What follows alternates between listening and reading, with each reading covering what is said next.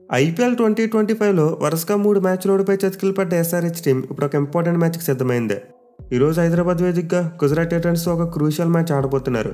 Mainly మ్యాచ్లో SRH టీంకి విజయం అనేది చాలా ఇంపార్టెంట్. ఎందుకంటే ప్రజెంట్ ఆ టీం పరిస్థితి ఏమీ బాగోలేదు. ఫస్ట్ మ్యాచ్లో 286 రన్స్ కొట్టి రికార్డ్ క్రియేట్ చేసినప్పటికీ ఆ తర్వాత వరుసగా 3 పెద్ద లాసెస్. దీంతో పాయింట్స్ టేబుల్లో అట్టడుగు స్థానంలో ఉన్నారు. ఈ మ్యాచ్లో కూడా ఎస్ఆర్హెచ్ టీం ఓడిపోతే ప్లే ఆఫ్ రేస్లో చాలా వెనకబడిపోతారు. మెయిన్లీ ఆ తర్వాత నుండి ఆడే మ్యాచెస్లో ఖచ్చితంగా గెలవాలని ప్రెజర్ పెరిగిపోతుంది. దీంతో ఎలాగైనా సరే ఈ మ్యాచ్లో గెలిచి ఎస్ఆర్హెచ్ టీం కంబ్యాక్ అవ్వాలని చూస్తుంది. But other hand Gujarat Titans team చూసుకుంటే అలా కాదు, చాలా మంచి ఫామ్లో ఉన్నారు. ఫస్ట్ మ్యాచ్లో ఓడిపోయినప్పటికీ ఆ తర్వాత ఎక్సలెంట్ కంబ్యాక్ చేశారు. ఈ మ్యాచ్లోకి అయితే రెండు జట్లు కంప్లీట్లీ ఆపోజిట్ ఫామ్లో వస్తున్నాయి. గుజరాత్ టైటన్స్ టీం మంచి ఊపితే మ్యాచ్లోకి వస్తుంటే ఎస్ఆర్హెచ్ టీం మాత్రం చాలా కిందకి పడిపోయి మ్యాచ్లోకి వస్తున్నారు. పైకి రెండు జట్ల మధ్య హెడ్ స్టాట్స్ చూసుకున్నా సరే గుజరాత్ టీంకి అడ్వాంటేజ్ ఉంది. ఇప్పటివరకు రెండు జట్లు ఐపీఎల్లో 5 మ్యాచ్లు తలపడితే ఎస్ఆర్హెచ్ టీం ఒక్క మ్యాచ్లోనే గెలిచారు. బట్ గుజరాత్ టీం 3 మ్యాచ్లో గెలిచింది. మీలో ఒక్క మ్యాచ్లో ఫలితం రాలేదు. సో క్లియర్లీ గుజరాత్ టీం అయితే ప్రీవియస్గా ఎస్ఆర్హెచ్ టీంని బాగానే డామినేట్ చేశారు. అండ్ ఇప్పుడు ప్రజెంట్ వాళ్ళ ఫామ్ చూసుకున్నా చాలా మంచిగా ఉంది. దీంతో ఖచ్చితంగా ఎస్ఆర్హెచ్తో కంపేర్ చేసుకుంటే ఈ మ్యాచ్లకి గుజరాత్ టైటన్స్ టీమే కాస్త ఫేవరెట్స్గా ఉంటారు. కేవలం ఎస్ఆర్హెచ్ టీంకి ఒకే ఒక్క అడ్వాంటేజ్, హోమ్ అడ్వాంటేజ్. సో వాళ్ళ హోమ్ సాల్ మీద ఆడుతున్నారు కాబట్టి మేబీ ఎస్ఆర్హెచ్ టీంకి కంబ్యాక్ చేసే ఛాన్స్ ఉంటుంది. బట్ జరగాలంటే ఖచ్చితంగా వాళ్ళు బ్యాట్ అండ్ బాల్తో మంచి ఎక్స్ట్రాడినరీ పెర్ఫార్మెన్స్ పెట్టాలి. ఇక ఈ మ్యాచ్ ఆడిపోయి ఉప్పల్ స్టేడియం యొక్క పిచ్ రిపోర్ట్ చూసుకుంటే చాలా వరకు బ్యాటింగ్ ఫ్రెండ్లీ వికెట్. ఆల్రెడీ సీజన్లో చూసాం, ఆడిన 2 మ్యాచ్లు కూడా 190+ స్కోర్స్ వచ్చాయి. మెయిన్లీ ఫస్ట్ మ్యాచ్లో అయితే 500+ రన్స్ వచ్చాయి. సో క్లియర్లీ మరోసారి అయితే ఉప్పల్ గ్రౌండ్లో మనం ఒక మంచి బ్యాటింగ్ ట్రాక్ని ఎక్స్పెక్ట్ చేయవచ్చు. ఇక గ్రౌండ్ యొక్క స్టాట్స్ విషయానికి వస్తే ఇప్పటివరకు మొత్తం 79 ఐపీఎల్ మ్యాచెస్ జరిగాయి. అండ్ ఈ 79 మ్యాచ్లో ఫస్ట్ బ్యాటింగ్ చేసిన టీం 35 మ్యాచ్లో గెలిస్తే చేజింగ్ చేసిన టీమ్స్ 44 మ్యాచ్లో గెలిచాయి. అలాగే గ్రౌండ్లో ఫస్ట్ ఇన్నింగ్స్ యావరేజ్ స్కోర్ 163 రన్స్గా ఉంది.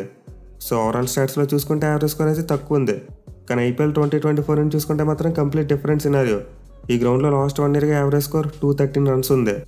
సో ఖచ్చితంగా ఉప్పల్ స్టేడియంలో 200 స్కోర్ అనేది ఒక పార్ స్కోర్. ఇన్ఫాక్ట్ 200 కొట్టినా కూడా గెలుస్తారో లేదో చెప్పలేం. ఎందుకంటే లాస్ట్ మ్యాచ్లో చూసాం లక్నో టీం 190+ టార్గెట్ని 16 ఓవర్స్గా కొట్టేశారు. సో ఖచ్చితంగా ఈ మ్యాచ్లో గెలవాలంటే కనీసం ఒక 220 రన్స్ అయినా కొట్టాలి. ఇక టాస్ విషయానికి వస్తే ఆబ్వియస్లీ స్టాట్స్ బట్టి చూసుకుంటే క్లియర్లీ చేసి చేయడమే బెటర్. మళ్ళీ నైట్ టైం మ్యాచ్ కాబట్టి డ్యూ ఫ్యాక్టర్ వస్తుంది. దీంతో ఫస్ట్ హాఫ్లో బ్యాటింగ్ చేయడం కంటే సెకండ్ హాఫ్లో బ్యాటింగ్ చేయడం ఈజీగా ఉంటుంది. సో ఈ మ్యాచ్లో అయితే మేబీ టాస్ క్రూషియల్గా మారచ్చు. అండ్ మోస్ట్ లైక్లీ టాస్ గెలిచిన కెప్టెన్ ముందుగా ఫీల్డింగే తీసుకుంటారు. ఇక ఈ గ్రౌండ్లో ఎస్ఆర్హెచ్ టీం యొక్క రికార్డ్ అయితే బాగుంది. వాళ్ళకి ఓవరాల్గా చూసుకున్న మంచి రికార్డు ఉంది. అలాగే రీసెంట్గా చూసుకున్న చాలా మ్యాచ్లు గెలిచారు. మళ్ళీ చివరికి గ్రౌండ్లో ఆడిన 5 మ్యాచ్లు చూసుకుంటే ఎస్ఆర్హెచ్ వాళ్ళు 4 గెలిచారు. ఒక్క దాంట్లో ఓడిపోయారు.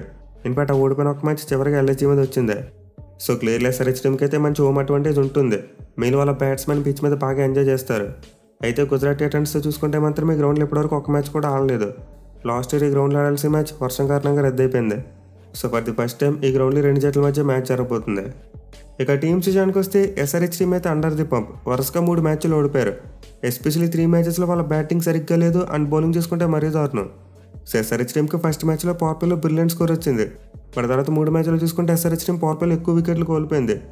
In fact SRH openers power play అయ్యే వరకు అవుట్ కాకుండా ఉంటే వాళ్ళ విన్ పర్సెంటేజ్ 80 ఉంది. బట్ ఎప్పుడైతే వాళ్ళు పవర్ ప్లేలో 2 కంటే ఎక్కువ వికెట్స్ కోల్పోతున్నారో అప్పుడు వాళ్ళ విన్ పర్సెంటేజ్ చాలా కింద పడిపోతుంది. సో క్లియర్లీ ఎస్ఆర్హెచ్ టీం అయితే వాళ్ళ ఓపెనర్స్ మీద గట్టిగానే డిపెండ్ అవుతున్నారు.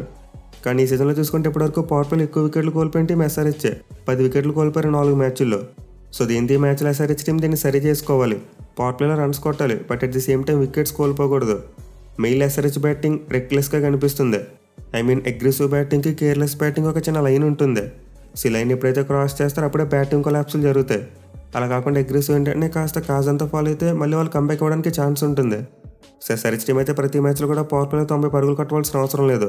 వికెట్ పడకుండా 60 రన్స్ కొట్టినా చాలు. ఇన్ఫాక్ట్ ఒక 55 రన్స్ కొట్టినా ఒక మంచి పవర్ ప్లేగానే ఉంటుంది. అలా కాకుండా వాళ్ళు పవర్ ప్లేలో ఒక 4 వికెట్లు కోల్పోయి 70 పరుగులు కొట్టినా సరే వేస్ట్. ఆ తర్వాత కంబ్యాక్ చేయలేకపోతున్నారు.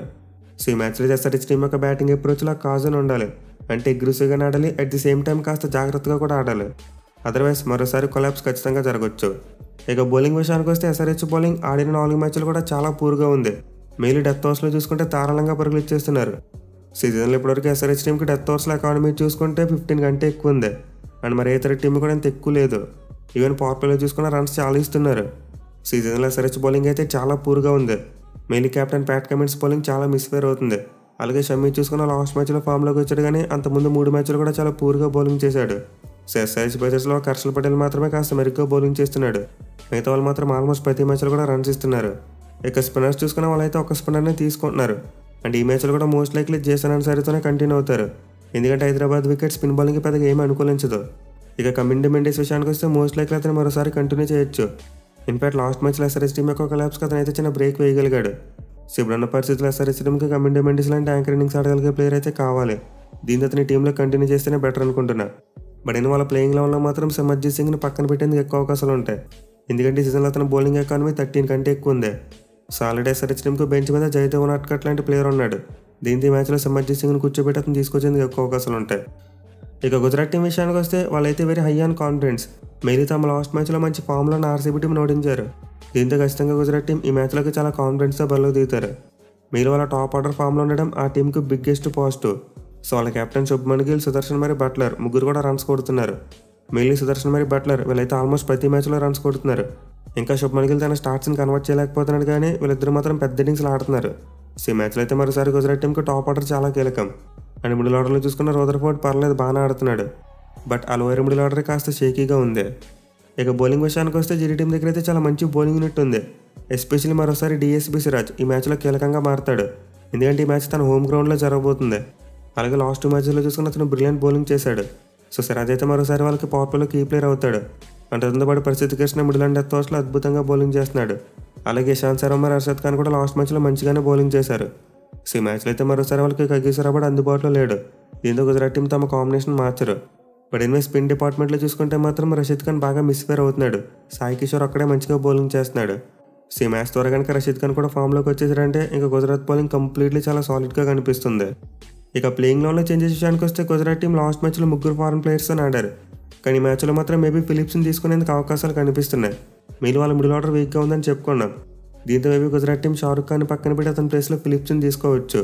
అదర్వైజ్ సేమ్ విన్నింగ్ కాంబినేషన్తో కంటిన్యూ అయినా సరే మనం ఆశ్చర్యపోవడం అవసరం లేదు. ఇక ఈ మ్యాచ్లో ప్లేయర్ బ్యాటిల్స్ విషయానికి వస్తే biggest battle Travis Head versus Mohammed Siraj. So power ప్లేలో ఉండబోయే బ్యాటిల్ అయితే గేమ్ యొక్క టెంపోని సెట్ చేస్తుంది. అంటే ట్రావిస్ హెడ్ సిరాజ్ మీద పైసి సాధిస్తే ఎస్ఆర్హెచ్ టీం మ్యాచ్ గెలవచ్చు. అలా కాకుండా సిరాజ్ రెచ్చిపోతే జీటీ టీం కమాండింగ్ పొజిషన్లోకి వస్తారు. సో ప్రీవియస్గా చూసుకుంటే T20 ఫార్మాట్లో ఇద్దరి మధ్య ఎప్పుడు బ్యాటిల్ జరగలేదు. కానీ వన్డే మరి టెస్ట్ ఫార్మాట్లో చూసుకుంటే మాత్రం 16 సార్లు తలపడ్డారు. అండ్ ఈ 16 మ్యాచ్లో సిరాజ్ అతను ఏకంగా 7 టైమ్స్ అవుట్ చేశాడు. సో క్లియర్లీ అంతర్జాతీయ క్రికెట్లో సిరాజ్కి అయితే హెడ్ మీద మంచి రికార్డే ఉంది. దీంతో ఖచ్చితంగా ఈ మ్యాచ్ పవర్ ప్లేలో వీళ్ళిద్దరి మధ్య ఒక హై వోల్టేజ్ బ్యాటిల్ చూడొచ్చు. ఇక దీంతో పాటు పవర్ ప్లేలో శుభ్మన్ గిల్ మీద షమి, ఇది కూడా చాలా ఇంపార్టెంట్ బ్యాటిల్. మెయిన్లీ షమీకి గిల్ మీద మంచి రికార్డు ఉంది. 5 ఇన్నింగ్స్లో 36 బాల్స్ వేస్తే 41 రన్స్ మాత్రమే ఇచ్చాడు. అండ్ ఆల్సో 2 టైమ్స్ అవుట్ చేశాడు. పైగా ముందు చెప్పినట్టు షమి లాస్ట్ మ్యాచ్లో ఫామ్లోకి వచ్చాడు. అండ్ ఆల్సో ప్రీవియస్గా అతను గుజరాత్ టీం తరపున ఆడాడు కాబట్టి ఖచ్చితంగా ఈ బ్యాటిల్ అయితే చాలా ఇంట్రెస్టింగ్గా ఉండబోతుంది.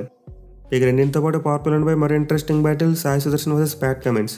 సో సుదర్శన్ అయితే ఒక slow poison kind of player. దీంతో ఎస్ఆర్హెచ్ టీం అతను ఎంత త్వరగా వచ్చేస్తే అంత మంచిదే. మెయిన్లీ కొత్త బాల్ని కమిన్స్ తీసుకుంటున్నాడు కాబట్టి దీంతో అతను సుదర్శన్ టార్గెట్ చేయాలి. సో ప్రీవియస్గా వాళ్ళిద్దరి మధ్య చూసుకుంటే ఒక్క బ్యాట్లో జరిగింది. అండ్ ఒక్క బ్యాట్లో ప్యాట్ కమిన్స్ కేవలం 9 పరుగులు మాత్రం ఇచ్చి సుదర్శన్ అవుట్ చేశాడు. దీంతో ఖచ్చితంగా మ్యాచ్లో ఇద్దరి మధ్య ఒక మంచి బ్యాటిల్ చూడొచ్చు.